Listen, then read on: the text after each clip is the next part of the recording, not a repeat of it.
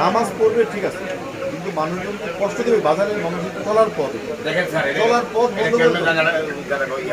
আপনারা 7 দিন সময় দিলাম, শুধু এটা না, এটা তো অবশ্যই ভিতরে যে চলার পথ দেখলাম সবগুলো অকুপাই করে ফেলে বাজারে তো আসছেন।